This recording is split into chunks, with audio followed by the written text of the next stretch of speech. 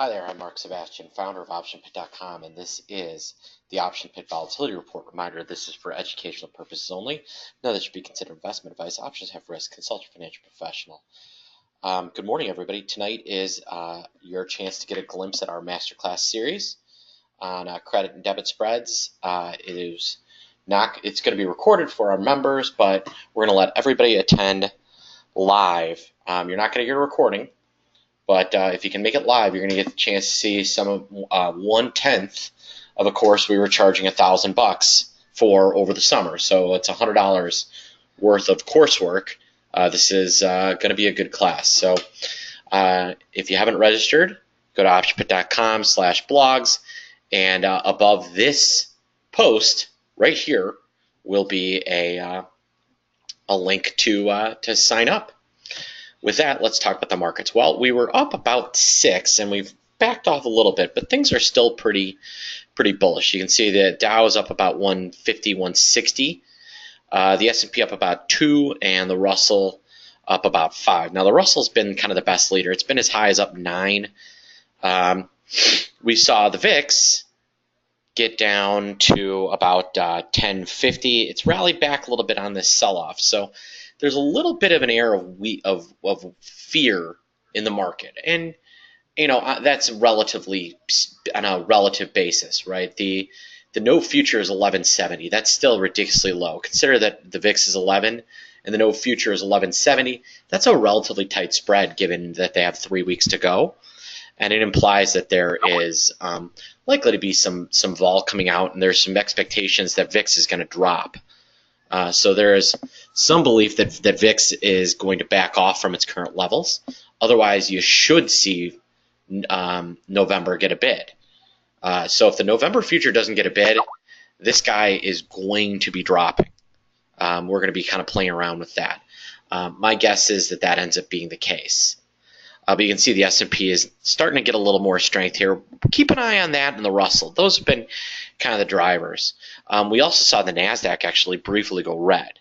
The NASDAQ has been kind of the yuckosaurus of the group of late. Obviously moves around some, but it's been a little yucky. So what is driving the Dow this morning? Well, take a look at McDonald's, which had good earnings. It's up about $1, and then Caterpillar blew the doors off. It is exploding higher, significantly higher.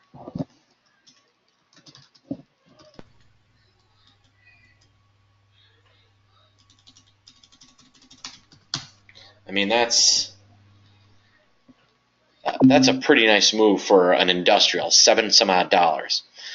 Again, names that are a little weird. IBM had been so hot, and now it's over the last couple days, it's given away everything it made. I've had a diagonal on in over the last couple days. I'm going to be closing my short end, but I'm going to take a look at IBM as kind of what's going on here. I'm also going to look at Apple and Amazon. Amazon now up 10. So we're seeing yesterday the FANG stocks got smoked. Today they are rallying back. We've also seen, so you can see Facebook a lot stronger, Amazon a lot stronger, Apple up big. A lot of these names are doing a lot better. The financials are stronger today. JP Morgan was up as much as like $1.10. It's still up. Goldman Sachs is up. Wells Fargo looks strong. So a lot of these names are doing remarkably well in the financials. So the financials look really strong. XLV could be interesting if they come up with a deal. You can see healthcare is down decently, but if they come up with a deal, that could be pretty good for healthcare. It's had a couple of decent little solves, so there could be something there. That'll be something I'm watching for. And again, we have tons of earnings that are going to be worth playing around with. Microsoft and Google and Amazon all have earnings on the same day. We have some of the transports coming up before the open on the 26th. So the 26th is going to be a huge earnings day. It could really drive things.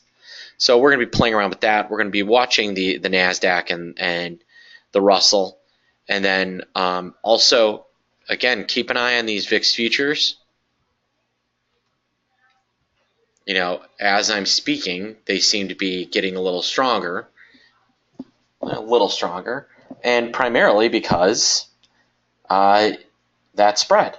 So as VIX starts to fall off, expect the futures to fall off. The low on the day is 11.5. And I think we could see if VIX gets back down below 10.5, that'll do it. So yeah, so that'll really drive things around.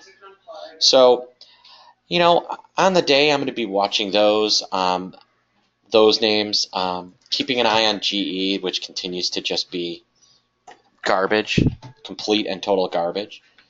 The stock's about as great as their light bulbs. And that's going to kind of drive the day. You know, what's RUT going to do? What's the NDX going to do? What is vol going to do? And that will move things around. All right, folks, if you have questions, you can email me, mark@optionpit.com, or you can call me 888-TRADE-01. Have a great day.